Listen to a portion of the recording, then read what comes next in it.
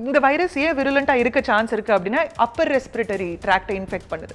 இந்த இடத்தை இன்ஃபெக்ட் பண்ணோம்னா நம்ம பேசுறதுல இருந்து தும்பல்ல இருந்து இரும்பல்ல இருந்து எல்லா இடத்துலயுமே ஸ்ப்ரெட் ஆகுது. இந்த வைரஸ் வந்து நம்ம செல்லை வந்து நல்லா ஸ்ட்ராங்கா பைண்ட் பண்ணிக்குது. வீக் பைண்டிங் அப்படின்னா நம்ம ஆஃப் பண்ணி அப்படி பண்ணோம்னா வைரஸ் வந்துடும் வெளியில.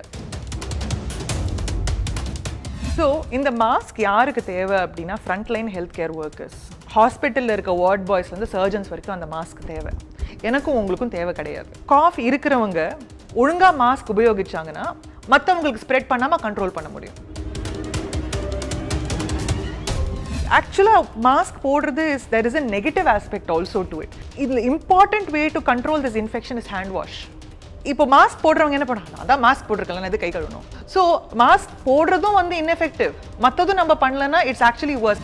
ஒன் டே குவாரண்டைன் வந்து இந்தியன் கவர்மெண்ட் அனௌன்ஸ் பண்ணியிருக்காங்க. ஸோ இந்த ஒரு நாளில் என்ன மேம் ஆகும்? 1.2 பில்லியன் பீப்புள் ஒரு நாள் யாரும் பார்க்கல அப்படின்னா அந்த நாளில் நடக்கிற ஸ்ப்ரெட் கம்மியாகும்ல.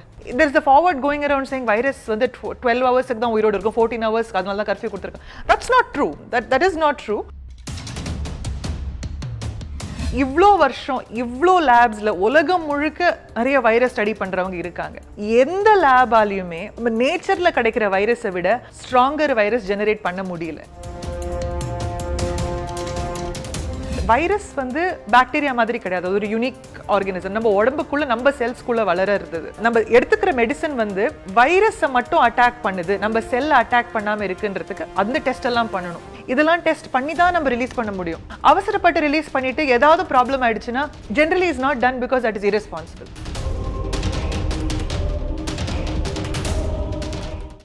நியூஸ்கிளிஸ் நேயர்களுக்கு இனிய வணக்கம். இன்னைக்கு நம்ம உலகத்தையே அச்சுறுத்திக்கிட்டு இருக்க ஒரு வார்த்தை, ஒரு நோய் அப்படின்னா கொரோனா. இந்த கொரோனா யாருக்கெல்லாம் வரும், இதனால் ஏகப்பட்ட ரூமர்ஸ் மக்கள் மனதில் பரவிக்கிட்டு இருக்கு. இன்றைக்கி சோஷியல் மீடியாவில் கூட நிறைய விஷயங்கள் கொரோனாவை பற்றி பரவிட்டு இருக்கு. இந்த கொரோனா யாரை தாக்கும், இந்த கொரோனா எவ்வளோ கொடியது அப்படின்றத பற்றி பேசுகிறதுக்காக இன்றைக்கி நம்ம கூட டாக்டர் பவித்ரா வெங்கட் கோபாலன் இருக்காங்க.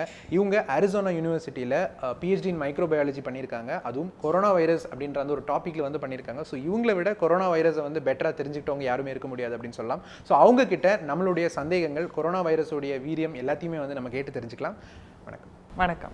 ஸோ இந்த கொரோனா அப்படின்ற ஒரு விஷயம் இது ஒன்றும் எங்களுக்கு புதிதாக இருக்கலாம், பட் உங்களுக்கு வந்து நிச்சயமாக இது வந்து புதிதல்ல. ஸோ எந்த அளவுக்கு மேம் இப்போ எல்லாருமே வந்து இவ்வளோ ஒரு பயப்படுறாங்க? ஸோ உண்மையாலே இது வந்து இவ்வளோ தூரம் பயப்படக்கூடிய ஒன்று தானா? See, corona virusன்றது வந்து we'll go a little bit into the history. It's a well-known, well-studied virus. இந்த ஃபீல்டில் இருக்கிறவங்களுக்கு வந்து இது ஒரு புது ஃபேமிலி ஆஃப் வைரஸ் கிடையாது. பட் இந்த ஸ்ட்ரெயின், இந்த COVID-19 காஸ் பண்ணுற ஸ்ட்ரெயின் வந்து புதுசு. இந்த வைரஸ் பற்றி நமக்கு இன்னும் ரொம்ப தெரியாது, ஏன்னா இன்ஃபெக்ஷன் வந்து 2.5 மாதம் தான் ஆயிருக்கு. ஸோ இப்போதைக்கு ஸ்டாட்டிஸ்டிக்ஸ் படி பார்த்தோம் அப்படின்னா இந்த வைரஸ் வந்து is having a mortality rate of 3.5%. 100ல் வந்து 97 பேர் வந்து சரியாக போயிடுறாங்க. அஃப்கோர்ஸ் சில பேருக்கு ஹாஸ்பிட்டலைசேஷன் வேண்டி இருக்கு, முக்கால்வாசி பேருக்கு ஹாஸ்பிட்டலேஷன் தேவையில்லை. ஸோ இது வந்து அண்ட் இந்த வைரஸ் வந்து நம்ம சுற்றி பார்க்குறப்போ நிறைய ஹெல்த் காஸ்ட்டை விட எக்கனாமிக் காஸ்ட் நிறைய இருக்குது. ஏன்னா பிஸ்னஸஸ் எல்லாம் க்ளோஸ் பண்ணுறோம், ட்ராவல் எல்லாம் அவாய்ட் பண்ணுறோம். ஸோ இது ஸ்கேரியான வைரஸ் தான். ஆனால் நம்ம பேனிக் பண்ணக்கூடாது. நம்ம பேனிக் பண்ண தான் நிறைய ப்ராப்ளம்ஸ் இன்னும் ஜாஸ்தி ஆகுது. ஸோ நம்ம எடுக்க வேண்டிய ப்ரிகாஷன்ஸ்லாம் எடுத்துக்கிட்டு நம்ம வந்து ரெஸ்பான்சிபிளாக இருந்தோம் அப்படின்னா இந்த இன்ஃபெக்ஷனை கண்டிப்பாக மேனேஜ் பண்ண முடியும். ஸோ இந்த கொரோனா வைரஸ்க்கு வந்து நிறைய விஷயங்கள் சொல்கிறாங்க. கைகளை வந்து சுத்தமாக வைங்க, சானிடைசர்ஸ் யூஸ் பண்ணுங்க அப்படின்னு சொல்கிறாங்க. பட் இதெல்லாம் தாண்டி இதுக்கு வந்து ஒரு ட்ரக் அப்படின்ற ஒரு விஷயம் இல்லையா மேம்? இதுக்கு மருந்து மாத்திரை எதுவுமே கிடையாதா? இப்போதைக்கு இந்த கொரோனா வைரஸுக்கு வந்து ஆக்சுவலாக ஒரு ட்ரக் கிடையாது. ஏன் கிடையாது அப்படின்னா இது வரைக்கும் நம்ம எந்த கொரோனா வைரஸ் பார்த்தாது பயந்துருக்கோமா? ஸோ நம்ம வந்து பயப்படுற டிசீசஸ் எல்லாம் வந்து டிபி, ஹெச்ஐவி இதெல்லாம் பார்த்து பயப்படுறோம். ஸோ பயப்படுற பட்சத்தில் எல்லாருக்குமே அதில் ரிசர்ச் இன்ட்ரெஸ்ட் இருக்குது. ரிசர்ச் இன்ட்ரெஸ்ட் இருந்தால் அவங்களுக்கு ஃபண்டிங் கிடைக்குது, அதில் ஒர்க் பண்ணுறாங்க. கொரோனா வைரஸ் பற்றி இதுதான் நம்ம ஃபஸ்ட் டைம் பயப்படுறோம். இந்த ஃபீல்டில் இருக்கவங்க வந்து ரொம்ப வருஷமாக ட்ரக்ஸ் எல்லாம் ஸ்க்ரீன் பண்ணிட்டு இருக்காங்க, எது எஃபெக்டிவாக இருக்குது இல்லை அப்படின்ட்டு. பட் அதை இதுக்கு மேலே ஸ்டடி பண்ணுறதுக்கு ஃபண்டிங் வேணும். ஸோ இந்த டைமில் தான் அவங்களுக்கு ஃபண்டிங் கிடைக்கும். அவங்க லேபில் போயிட்டு ஃபண்டிங் கிடைச்சது டெஸ்ட் பண்ணி நம்ம பார்த்த அப்புறம் தான் we will get a drug that might be effective against the coronavirus. But இதுக்கான ட்ரக்ஸ் வர்றதுக்கான பாசிபிலிட்டிஸும் இருக்கு. யா, கண்டிப்பா it's just a matter of screening and identifying the drugs and ensuring that it is safe before releasing it to the population. நான் 2 சென்டென்ஸில் முடிச்சுட்டேன்.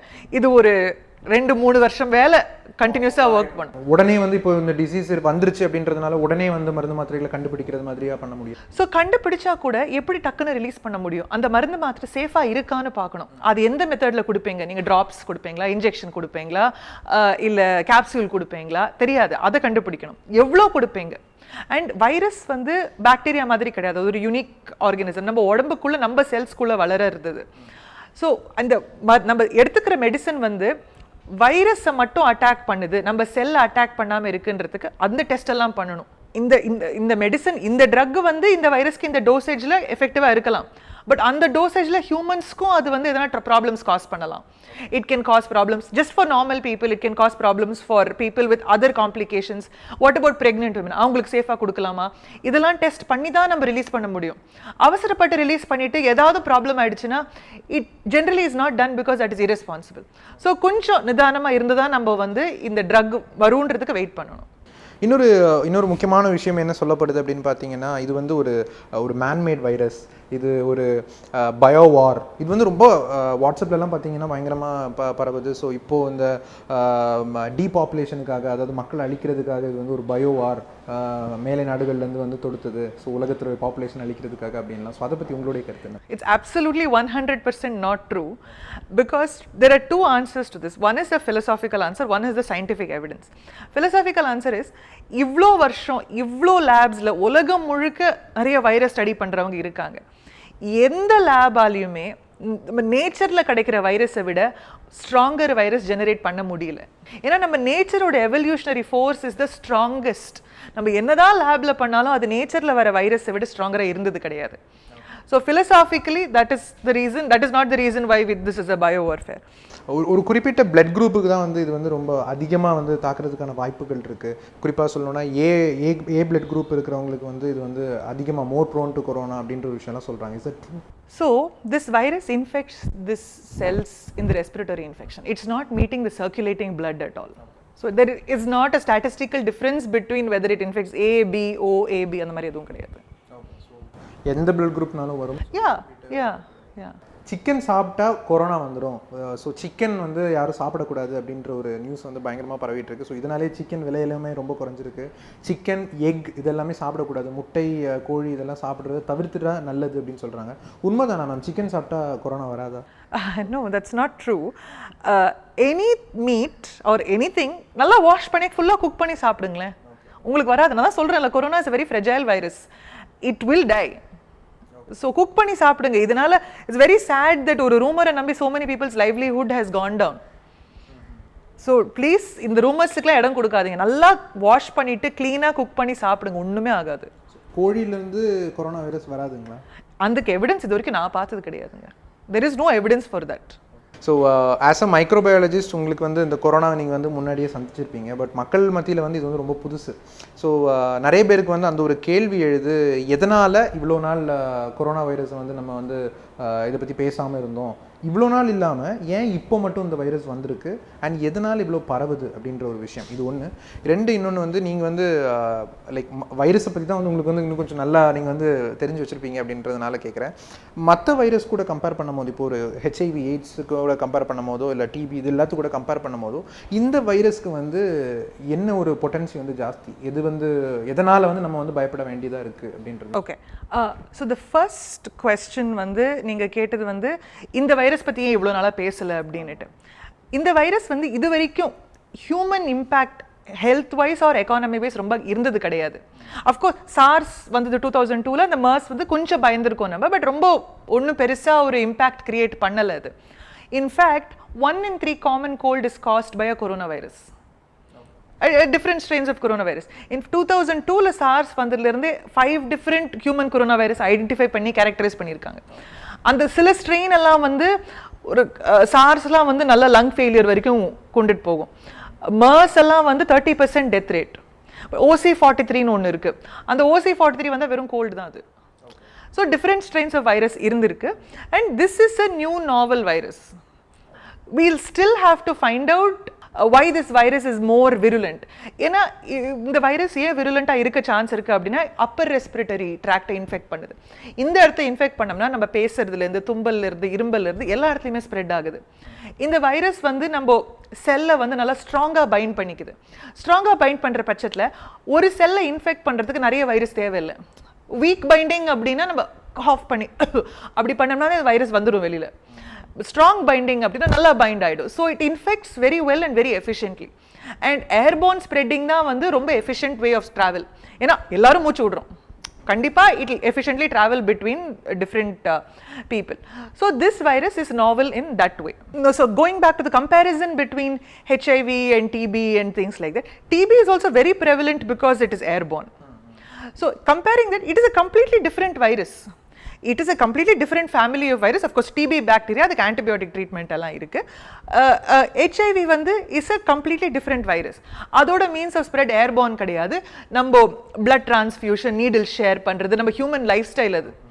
So that is a completely different virus. This is a completely different virus. இப்போ வந்து நிறைய பேர் mask போட்டுக்கிறாங்க. அந்த மாஸ்க்கும் பார்த்தீங்கன்னா இப்போ நார்மலாக மெடிக்கல்ஸில் கிடைக்கிற ஒரு எலாஸ்டிக் மாஸ்க் எல்லாம் போட்டுக்கிறாங்க.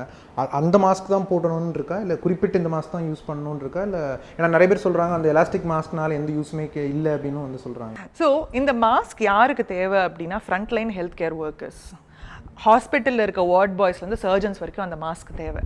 எனக்கும் உங்களுக்கும் தேவை கிடையாது. ஏன்னா நமக்கு யூஸ் பண்ண தெரியாது. நமக்கு வந்து அவ்வளோ மணி நேரம் அதை ஒழுங்காக போட்டுட்டு இருக்கணுன்றது வந்து அப்படி 100% போட்டால் தான் அது வந்து எஃபெக்டிவாக இருக்கும். ஒரு நார்மல் பர்சன் நீங்கள் பார்த்தீங்க அப்படின்னா, ரீசெண்டாக ஒரு பேங்க்குக்கு போயிருந்தேன். அந்த பேங்க்கில் ஆர்டர் என்னென்னா எல்லாரும் வந்து மாஸ்க் போடணும் அப்படின்னுட்டு. இங்கே போட்டுட்டு இருந்தாங்க மாஸ்க், வெயிலாக இருக்குது அப்படின்னுட்டு. ஸோ அந்த மாஸ்க்கெல்லாம் வேஸ்ட், அதெல்லாம் டாக்டர்ஸ்க்கு போகலாம். யாருக்கு மாஸ்க் தேவை, இந்த surgical mask are very effective. யாருக்கு தேவை அப்படின்னா, காஃப் இருக்கிறவங்க ஒழுங்காக மாஸ்க் உபயோகிச்சாங்கன்னா மற்றவங்களுக்கு ஸ்ப்ரெட் பண்ணாமல் கண்ட்ரோல் பண்ண முடியும். ஸோ தேர் வேரியஸ் ஃபேக்டர்ஸ். மாஸ்க் ஒழுங்காக அணியணும், அண்ட் அதை ஒழுங்காக யூஸ் பண்ண தெரியணும், அண்ட் உங்களுக்கு உடம்பு சரியில்லைன்னா யூஸ் பண்ணுங்கள், இல்லாட்டி ஃப்ரண்ட்லைன் ஹெல்த் கேர் ஒர்க்கர்ஸ்க்கு விட்டுருங்க. அது எனக்கும் உங்களுக்கும் தேவையே கிடையாது. So don't waste money on that.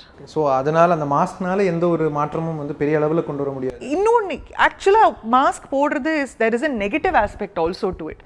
என்ன அப்படின்னா, மாஸ்க் நம்ம போடுறோம், 20 ரூபாய் கொடுத்து வாங்கியிருக்கோம், தினம் தூக்கி மாற்ற முடியாது. ஸோ பாக்கெட்டில் போட்டுருவோம், பாக்கெட்டில் போட்டு மறுநாள் எடுத்து மாட்டோம். So mask is useless. And இன்னொன்று, இதில் important way to control this infection is hand wash.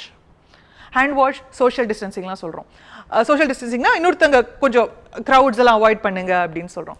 இப்போ மாஸ்க் போடுறவங்க என்ன பண்ணுறாங்க, அதான் மாஸ்க் போட்டிருக்கலாம், இது கை கழுவணும். ஸோ மாஸ்க் போடுறதும் வந்து இன்எஃபெக்டிவ், மற்றதும் நம்ம பண்ணலன்னா இட்ஸ் ஆக்சுவலி வர்ஸ். ஏன்னா நம்ம நினச்சிட்டு இருக்கோம் எதுவுமே இல்லாததுக்கு இந்த மாஸ்க் பெட்டர், பட் அது ஒழுங்காக யூஸ் பண்ணால் it's actually making the situation worse. So இந்த மாஸ்க் வந்து not the best solution for this. So இப்போ வந்து இந்த கை கழுவுறது, ஹேண்ட் சானிடைசர்ஸ் யூஸ் பண்ணுறது, இதெல்லாமே வந்து தொடர்ந்து பண்ணிகிட்டே இருங்க அப்படின்றாங்க. ஸோ இந்த கை கழுவுறதுனால அந்த வைரஸ் வந்து எப்படி அழியும், இல்லை அது உண்மைதானா, அது அழிகிறதுக்கான? எனக்கு என்ன டவுட்னா, எல்லாரும் இப்போ ஹேண்ட் வாஷ் பண்ணுங்க, இத்தனை நாள் என்ன பண்ணிட்டு இருந்தாங்க எல்லாரும்? எப்பவுமே ஹேண்ட் வாஷ் பண்ணணும் நம்ம. ஏன்னா நம்ம வந்து நம்மளை சுற்றி எல்லாமே இருக்குது. நமக்கு வந்து ஒரு பேதி ஆகுது அப்படின்னா ஒரே ரீசன், நம்ம சாப்பாடை செஞ்சவங்க யாரோ ஒருத்தங்க டாய்லெட் போயிட்டு கை கழுவல. அதை பற்றி யோசிச்சு பாருங்க, கொமட்டிட்டு வரும், ஹேண்ட் வாஷ் பண்ணி தான் ஆகணும் நம்ம. நான் இந்த வைரஸ் வந்து ஒரு ஜெல்லி மாதிரி, இட்ஸ் அன் என்வெலப்ட் வைரஸ்ன்னு பேர். ஸோ இட்ஸ் ஜெல்லி மாதிரி. இட் வில், இப்போ நம்ம எப்படி நம்ம வந்து குக் பண்ணுறப்போ நம்ம எண்ணெய் பதம் பட்டால் நம்ம பிசுக்காகுதுல்ல, நம்ம நார்மல் சோப் போட்டு தேய்க்கிறோம், அது மறுபடியும் ஆகிடுது. ஏன்னா அந்த லிப்பிட், அந்த ஃபேட்டி லேயர்லாம் வாஷ் பண்ணிடுறோம். Same thing with this virus. இந்த virus is envelope is made of a fatty layer. Soap போட்டு வாஷ் பண்ண that fatty layer will break. Once the fatty layer breaks, the virus is dead, inactivated. So it's the most effective way to control the virus. So hand wash பண்றது is the best defense that we have. நம்ம வந்து medicine இல்லை vaccine இல்லைன்னு யோசிக்கிறது பதிலாக hand wash பண்ணுங்க, எல்லார்கிட்டையும் இருக்கு அந்த defence.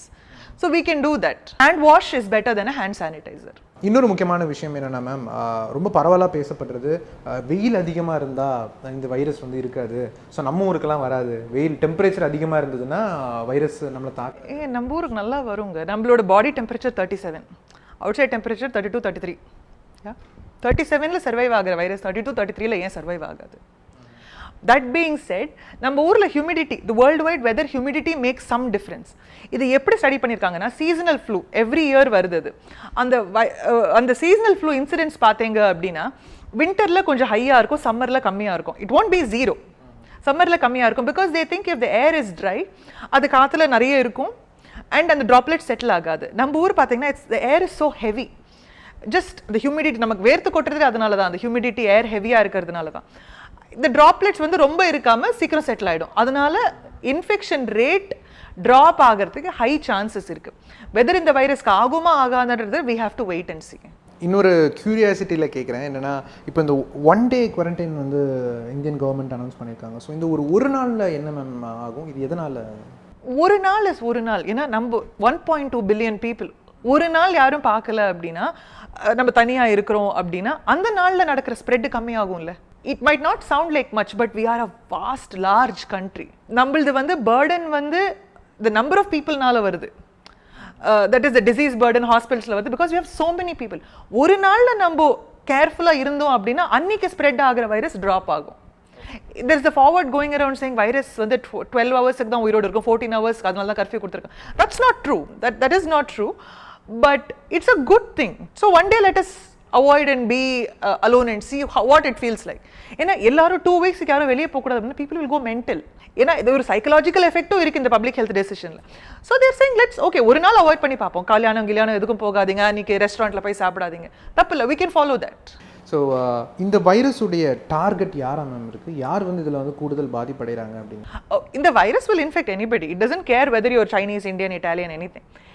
It has a much more severe consequence on people that have other complications, asthma problem, diabetes, high blood pressure இருக்கிறவங்களுக்கு. Simply because அவங்களோட ஜென்ரல் எதிர்ப்பு சக்தி கம்மியாக இருக்குது. ஸோ அவங்களுக்கு அது ஹையர் காம்ப்ளிகேஷன்ஸ் இருக்குது. So that's what happens with this virus. So சைனாக்காரன் ஒரு இஷ்டத்துக்கு எல்லாத்தையும் சாப்பிட்டதுனால, வெரைட்டிஸ் ஆஃப் மீட் மேபி நிறைய மாம்சங்கள் வந்து இஷ்டத்துக்கு எல்லாம் சாப்பிட்டதுனால தான் வந்து இந்த கொரோனா வருது. ஸோ அதனால தான் வந்து இதோட மெயின் காஸ் அப்படின்னு சொல்கிறாங்க. Is that true? Okay. So இந்த வைரஸ் முதல்ல வந்த புதுசில் it was called Wuhan corona virus. எல்லாரும் சைனாக்கார வைரஸ் அப்படின்னாங்க. The virus doesn't care what you are. So அதனாலேயே WHO வந்து and taxonomy, virological taxonomy international organisation என்ன பண்ணாங்கன்னா, நம்ம இந்த பேரே வைக்கக்கூடாது, இந்த பேருக்கும் ஆரிஜினான இடத்துக்கும் அசோசியேஷனே இருக்கக்கூடாது அப்படின்னு சொல்லிட்டு இது COVID-19 பேர் வச்சாங்க.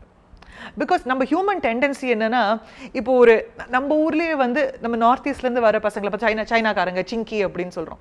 We have a prejudice against anything that is not familiar with us. So that is why we should not think அவங்களோட ஹேபிட்ஸ் இந்த மாதிரி தான் காஸ் பண்ணியிருக்கு அப்படின்ட்டு.